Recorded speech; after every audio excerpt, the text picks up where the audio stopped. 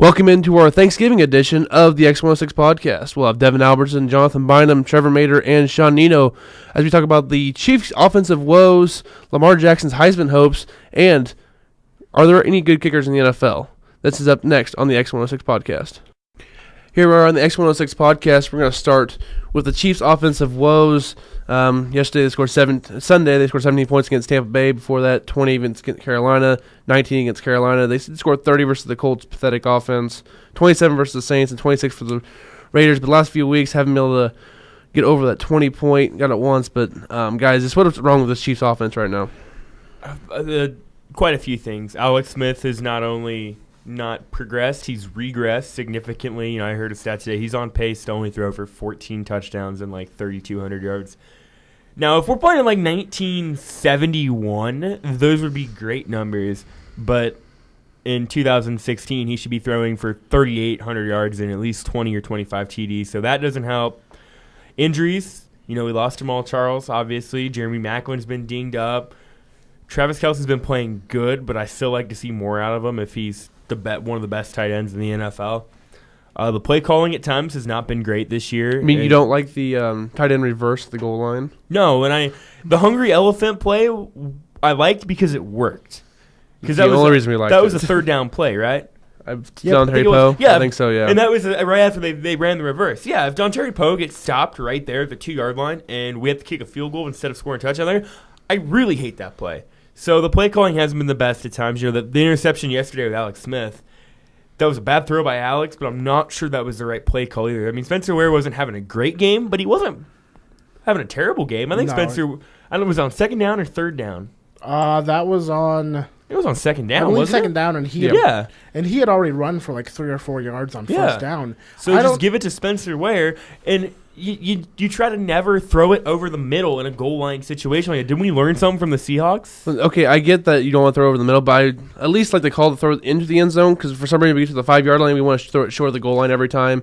I don't really get that. I don't really like that certain play call because the read says to just throw it to Conley. I think that's why Smith threw it there because that was like the first and only read for that play. Yeah, he had his eyes set on him, and that's why Conti just got the interception. He just ball was deflected, but he would have picked it off anyways. The ball was deflected, but he most likely would have gotten it anyway. To me, if you're going to throw to someone when you have the ball on the 3-yard line, you're the Chiefs, there's one guy you're throwing Kelce. to. You're throwing to Travis Kelce, and chances are...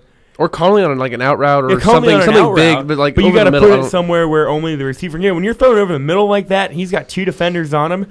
I know the ball was tipped to the line of scrimmage, but I'm not sure that even if it doesn't get tipped, I still think Chris Conti, who is one of the most underrated defensive backs in the NFL, comes up with that pick. No, he's not underrated. He's below average. He just got a good pick there. He was the mark. He's been a solid player. He was the mark when he was in Chicago. He was the guy they attacked. But he played decent. He's a solid guy, but he's not underrated by any means because shouldn't be rated because he's not good. Yeah, he's not. Tampa's a weird team this year. Tampa's not good. Kansas City lost to a team that they shouldn't have lost. Oh yeah, I won't doubt that. Hey, the Chiefs never beat Tampa. They haven't beat Tampa since they've had John Montana. Yeah, it's so pretty. We haven't beat Tampa in Kansas City since Steve Young was the Tampa Bay quarterback. 1986. That's 86 for Steve Young and 91. No, it was later than that, 99 or something like that when we had Montana. It's been a long time. Yeah, we don't beat Tampa for some reason. I don't get it. They're never good, but we never beat them. And this offense is going to be weird because this week we got Denver, and if they go out and have a not so good week, is it because the offense was playing really bad or because Denver's defense is really good? I'm not sure what you can take away from this upcoming week. Well, my thing versus Denver is I think our defense will play well because they're playing Trevor Siemian. So I think it's going to be a slugfest. It might look ugly to the outside, but I'm going to like it a little bit because there's 2, I think, good defenses going at it, especially if Marcus Peters is back. If Marcus Peters is back, all bets are off. What's the stats on D Ford? I know he hurt his hamstring during the game, but I haven't heard anything since. He needs to be back. I think Houston will play better next week. He just had that first game under his belt, but I think the Chiefs will be fine. I think they match up well with Denver. And I think they were overlooking Tampa a little bit to get to this game and the game after. Upcoming stretch was really tough for the Chiefs, so they were overlooking this game a little bit, I think, which you can't do in the NFL because even Tampa Bay is still a 500 ball club. They're still 5-5 right now after beating the Chiefs. Yeah, Tampa Bay is probably a 7 or 8 win team. It's a team the Chiefs are better than, obviously, but Tampa Bay's not a terrible ball club. They're not good, but they're not terrible. They're also 4-1 away from home. Yeah, Tampa Bay's actually decent away for whatever NFL reason, And Winston was in his element there with the tomahawk chop they used to do at Florida State. Where they do at Kansas City. Yeah, Winston's going to be a star in the NFL. Well, when you give him all day to throw, he's going to pick apart a defense, which they did versus Kansas City. Like, they didn't get much pass rush, and he was finding wide open guys on the field. Like, it's easy to do that whenever those two things go together. The thing that I noticed most defensively is we couldn't get a stop on third down if our life depended on it. I mean, it could have probably been 3rd and 47, and he probably could have hit Mike Evans for a 48-yard reception. The way we were playing. And Evans is an underrated receiver. Yeah, Mike Evans is really good. You look at that draft class. Because no one talks about him in the national sport because he plays for Tampa. Bay. That's because he plays. That's what I'm getting at. Like, he's underrated to the national player because like he's a big, tall receiver who can move, has some pretty good wheels on him and can go and get balls. Like, he's a good receiver. No one really talks about him because he's in the same draft class as Odell Beckham Jr. That was a really good draft class. Beckham, Watkins, Landry. Yeah, that was a good draft class for them. And I'd say Mike Evans is the second best out of that class. Well, I think for the Chiefs play calling, what they need to do, I don't really like the screen game, but the Chiefs use it a lot. They need to use better screens. You know what I'm saying? Like, not a screen every other play. Yeah, running back screens. Put them in where it's not. I don't like receiver. I don't like all the wide receiver screens. I do like the out routes and comeback routes to Conley. With Tyreek Hill. Yes, those you got maybe. I wouldn't say he's the fastest man in the NFL because I'm not sure, but he's definitely runs like a 4.2. He's up there. He's up there. He's not the fastest, he's up Speaking there. of Tyreek Hill, I like him on the go routes because there's no one staying in front of him. Travis Kelce over them. Like, they just need to get Kelce. Like, Kelce involved early. They didn't keep getting him involved. They got away from him a little bit. I don't like when they do that. They kind of do They that. get too cute inside the red zone is my biggest thing with the Chiefs. They really need Travis Kelce out there because he's like a good body out there. He catches the ball just as well as a wide receiver. So he reminds me of Gronk in a lot of ways, and it's not just the fact that they wear the same jersey, but they're both kind of, these big physical tight ends. He's a discount Gronk. Yeah, he is, and I'll take it. Yeah, I'll take it. And the Chiefs, you know what? I know a lot of Chiefs fans, the world's falling. They're still 7-3. They're a half game out of the division. Oakland is playing tonight. We're doing this before the Mexico City game versus Houston. So if Oakland does find a way to lose to Houston on Monday Night Football, which I don't see because Houston doesn't play well because they have Brock Osweiler on Monday Night Football. So whatever. Say Oakland loses this game, there's a 3-way tie for the division lead, and the Chiefs win the tiebreakers. Turns out the Chiefs are still division winners.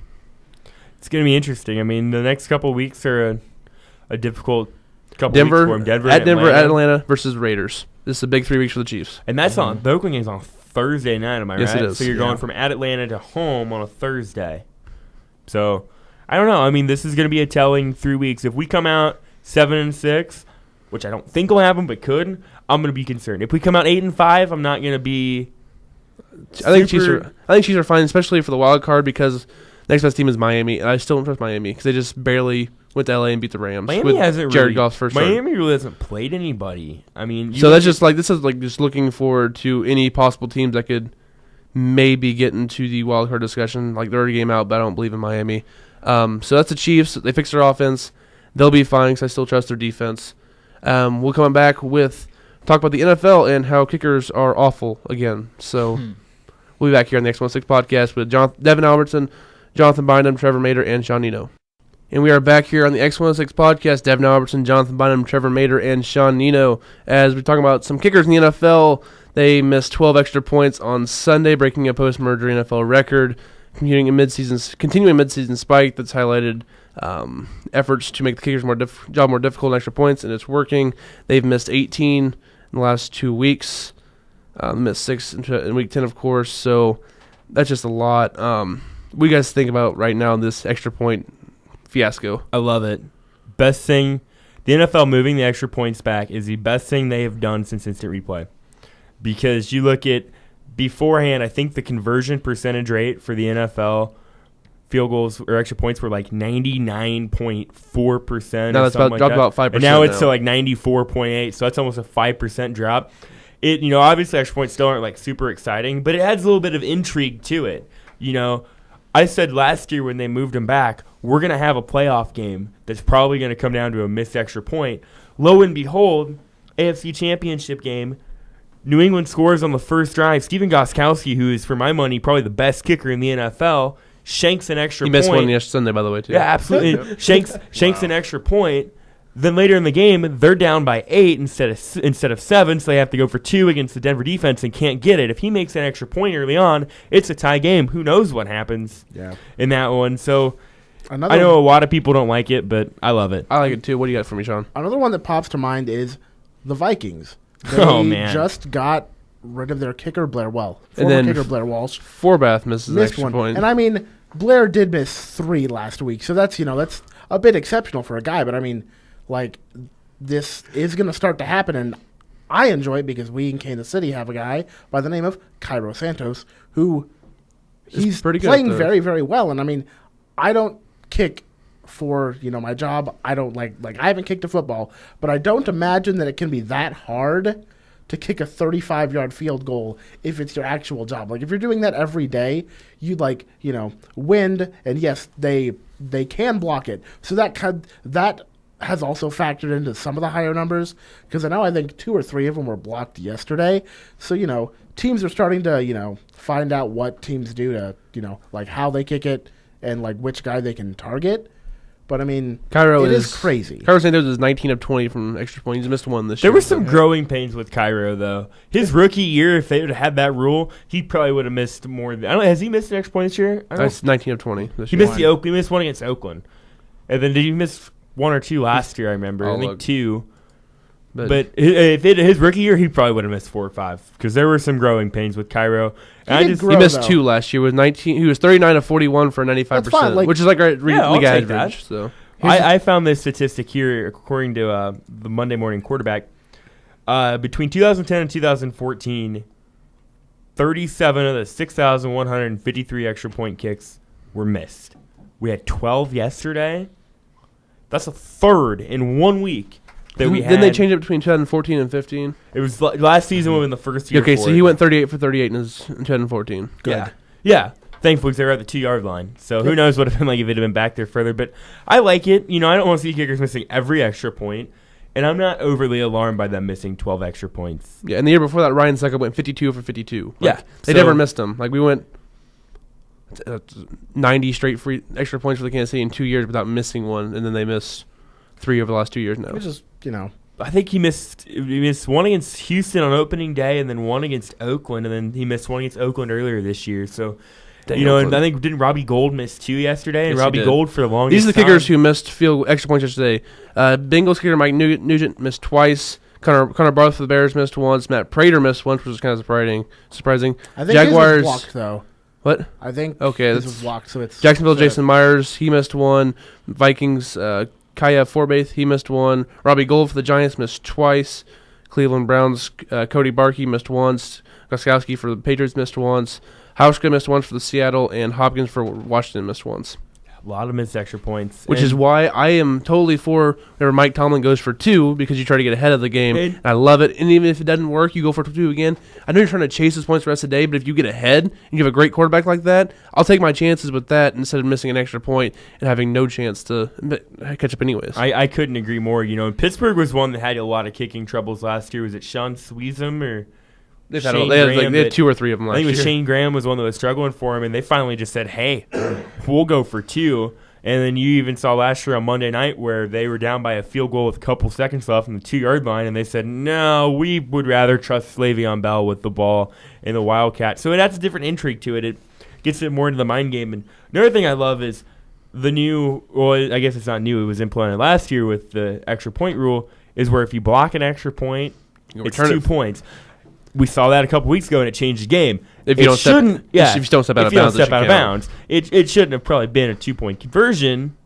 But I like it because I like it too because it adds an intrigue to it, and it gives you an incentive to where if you block that extra point, it's not just blocked. It's not only do they not get a point, you could have 2 points, and that's a total swing. If I remember correctly, Northwest had a national championship game about 8 or 9 years ago where they were leading and had an extra point blocked, and it totally killed the momentum, and the team got the ball back. Yeah, and the Chiefs, and like a few years ago, when the Bearcats used to play at Arrowhead versus Pitt State, they had a game where they blocked an extra point, returned it for 2. They ended up winning that game by, I want to say 5 points or something like that. It was a big momentum swing in that game, and the Chiefs and the Bearcats just did a nice little job with that. So it's a big thing. It makes special teams a little more relevant. It makes all of this more entertaining, kind of. Like, you think you most likely they're going to make it still, but there's still a chance that he clunks off the upright at 35 yards.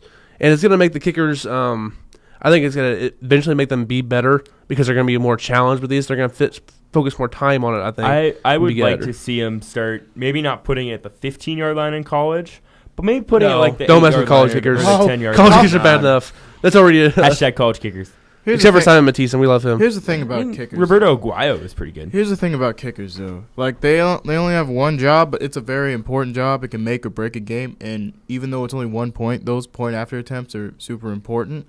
And really, anything inside the 35 inside the 25. Anything inside the 25 should be automatic if you're an NFL kicker. That's true. To me, if it's less than a 35-yard field goal, or I'd say 40 even, unless it's like a blizzard or pouring rain, Yeah. you should just be able to chalk that up as 3 points. Unfortunately, as we've seen in the past, that's not always the case. Cough, cough, Blair Walsh. I mean, what was Blair it? Walsh product. A 20.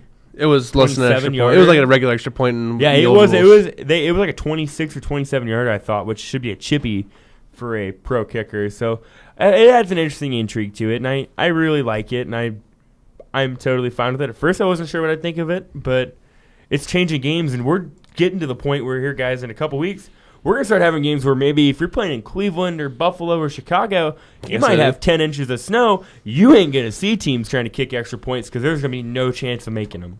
It puts more values on kickers because it can't be just like a lot of time kickers. They make a field goal. It's like, oh, good job, you did your job. If you miss it, you're automatically crucified because you Yeah, missed. like- You you had missed one job. Yeah, you had one job. It's literally that meme. I love that meme. I think it makes the extra points a little more entertaining, you know, because like I don't know about you guys, and still sometimes I will, but when the team scores, I just go and get something to drink and just wait for the commercials. I might get the extra point. They always make the extra points. Yeah. At least now, definitely, like if say the Chiefs are they're tied and they score to go up 6 with a minute and a half to go, I'm watching that extra point now. I'm even nervous. if they score a goal up by 2, that extra point makes Yeah. it 3. It's even more big because they can go down and just kick a field goal and win the game. I'm really nervous when it comes to that. Or, you know, if they're scored to go up by 7, the extra point makes it to go up by 8. Then they have to score and get the 2-point conversion. And I'm also for a thing if like you get a touchdown and you are already up 7 before the extra point, go for 2. Oh yeah, You put Might the game as to well. 9, it's over and late in the game. And if you miss it, it's still a 7-point game. Most likely the other team's not gonna go for 2 to try to beat you. and I agree So, with that. And I think it's a great I think who did it a couple weeks. I think it was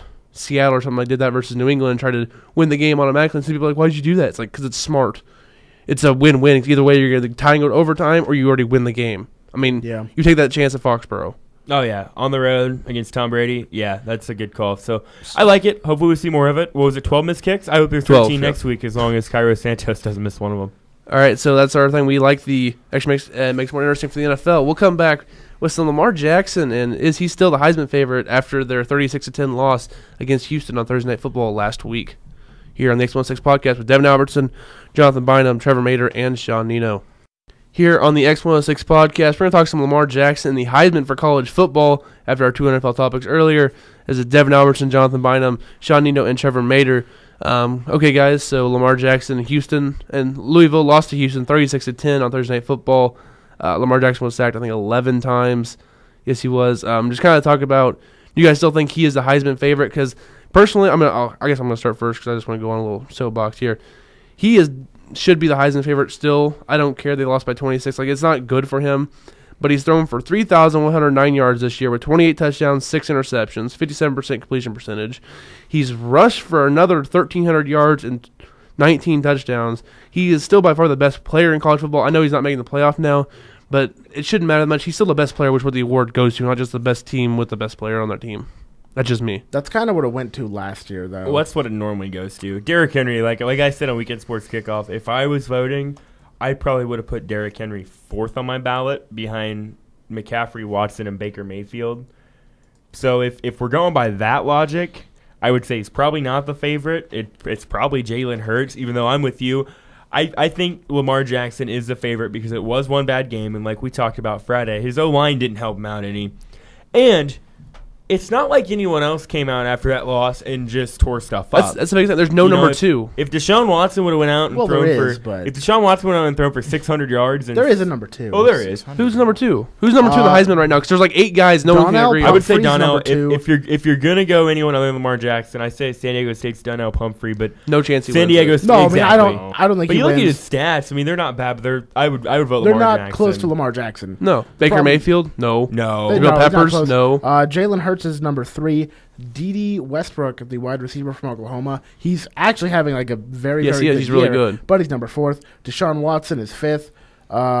Donta Freeman from Texas is Donta next. Freeman, yeah. Jonathan Donta- Allen, I mean, he's yeah. having a good year. You look at But, Jabril I mean- Peppers. Sam Darnold's up there. The last player to win the Heisman without being on a great team was RG3 in 11. Well, and Tim Tebow did. I think and they Johnny went- Manziel in 2012. They were a 9-10 win team, but they weren't going to be close to a championship team at A&M. Tim Tebow is 7-5 when he won it. In 07, yes. Yep. So I mean, it can happen, but But the last few years, you look at Derrick Henry, Marcus Mariota, Jameis Winston. They were all on teams that were that played for the national Yes, championship or won I it, mean, yeah. So Yeah, we're close. yeah. So I mean, I'd say yes, but if he goes out and has another bad game against Kentucky, which won't happen, but hypothetically Hopefully. speaking, let's say he does throw for only 150 yards and 1 touchdown and 2 picks, and they lose the game, and Jalen Hurts goes out and has the game of his life against Auburn.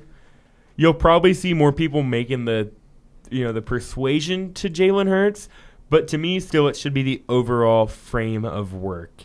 And if Donnell Pumphrey, I know this probably sounds bad, but if Donnell Pumphrey was putting up these numbers at, say, A Big 5 school. a Power 5 school, even if it was a middle-of-the-run Power 5 school like Iowa, if he ran for almost 2,000 yards and 16 touchdowns. But he is playing the Mountain West right now, which really hurts him. Yeah, exactly. No one sees those games. Well, yeah, because they play at like 3 a.m. in the morning. And Yeah. Well, they played Wyoming last week, who's a good Mountain Wyoming- West team, and no one, like, he only had 76 yards, yeah, no it's touchdown. He didn't play second time very well. all year he's been under 100 yards, and he only ran the ball 17 times. He had had at least 20 carries in his previous 10 games. So he's a solid player, obviously. He's not going to get the momentum he needs, I think, to get past Lamar Jackson in the votes. And if I had to vote, I would say I'd probably put Pumphrey third. I'd probably go Jackson Hurts, Pumphrey.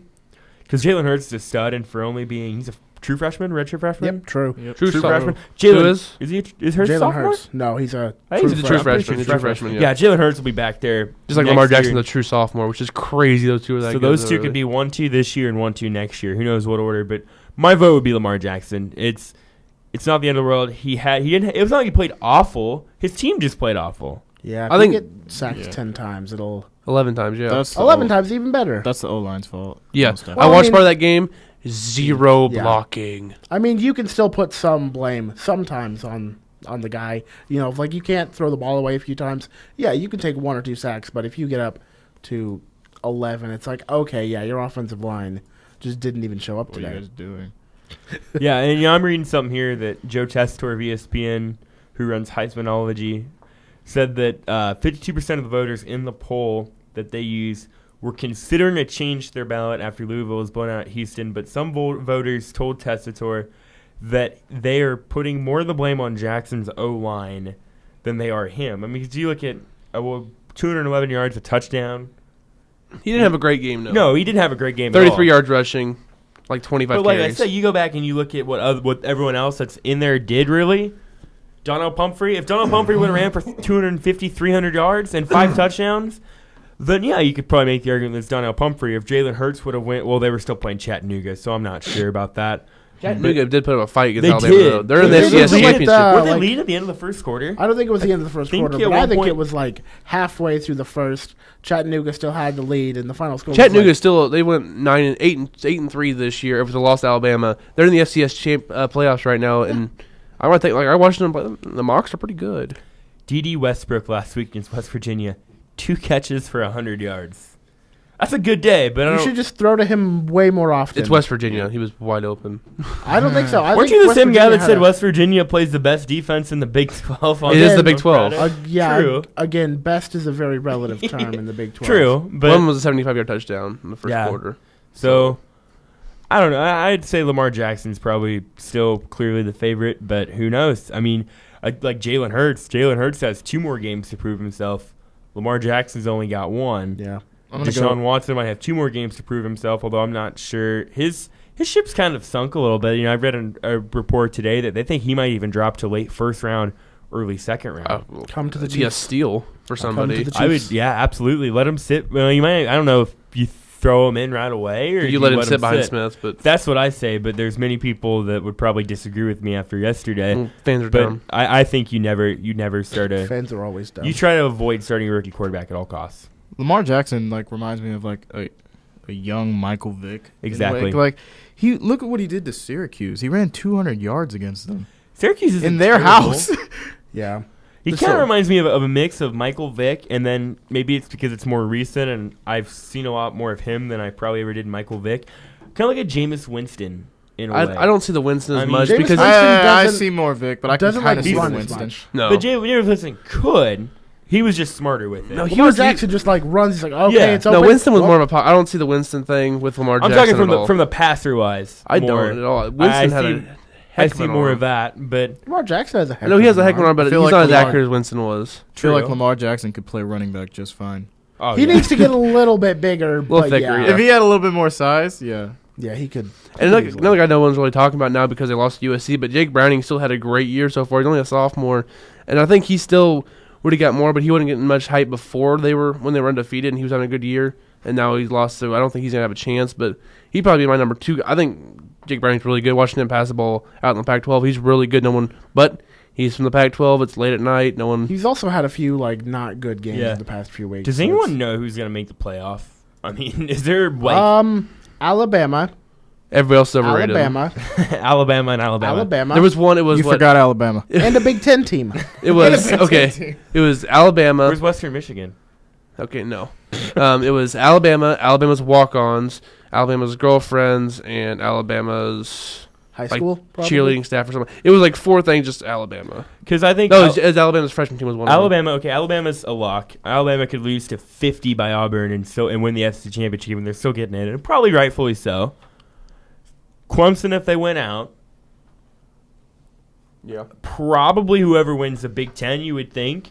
But then let's say But Washington. what if Penn State wins the Big Well, Ten? see, that's what. Let's say Michigan beats Ohio State next week, which I don't think will happen. I think Ohio State wins that game, and then Wisconsin beats Michigan in the Big Ten championship game. Wisconsin does not deserve to be in the playoffs, though they are a very good team. But what happens if we have only 3 one-loss teams, or because which is very probable if Washington loses this week. Nothing is probable in college football right now. Yeah. Nothing is probable. True. I'm rooting for chaos. I'm I rooting am for too, and Oklahoma and Colorado to get in. And that's what I'm saying. What happens if Washington That's either bold. loses this week or loses to Colorado in the Pac-12 championship game, and then Michigan beats Ohio State, but loses I'm not to going to get in all these Wisconsin? hypotheticals because there's way too many and there's just way too much other It stuff. could be total chaos, and It is already total chaos. Well, I hope and I love gets. it. I hope it gets even more chaos. There's beauty in the chaos. Yes. Is chaos a word? Let's go because Penn I State. hope it gets, Chaos, sir. 18 playoff. Let's do it. Oh yeah, but then people They were would like, still find but a then- way for but that then- to get But crazy. then people Yes. complain because they're like, well, what if a team like USC goes 9-3 but wins the Pac-12 championship? Then you put they them don't. in. They get they don't in. deserve to be in Yes, there. they do. Let them prove that They they, did. deserve or don't to be They did. deserve. If you okay, first of all, their team at USC was week 1 versus they are now is Totally completely different, which is They why also they would probably played deserve to be. Alabama, and they're just the best team. So you know, And they were No, up 3-0 like- after the first quarter. yeah. True. I mean, they lost the next quarters by a combined score of like 49-3, but that's not the point. I agree. We don't need to know They had a that. totally different quarterback and everything. So I'd be fine with that if we get an. I don't want to see maybe a 6-6 team get in, which the odds of that happening are slim to none. It could still. I And you guess, can have happen. it to where it's not an automatic bid for a conference champion. You can say the best. You can take one team Have for the every conference, whether it's a have- conference championship or have not. the conference. No, I want. I still select. want. I don't want a conference just selecting because I don't like. No, But I think I maybe- want one central body saying, even if like okay, yeah, I'd be fine that, with that. just like the best team from each This conference. is the Whether team- that's most of the time it's going to be the conference champion, but something like that, this and then is 3 the at team large. we're taking out of the ACC. But I think almost like that, you would almost have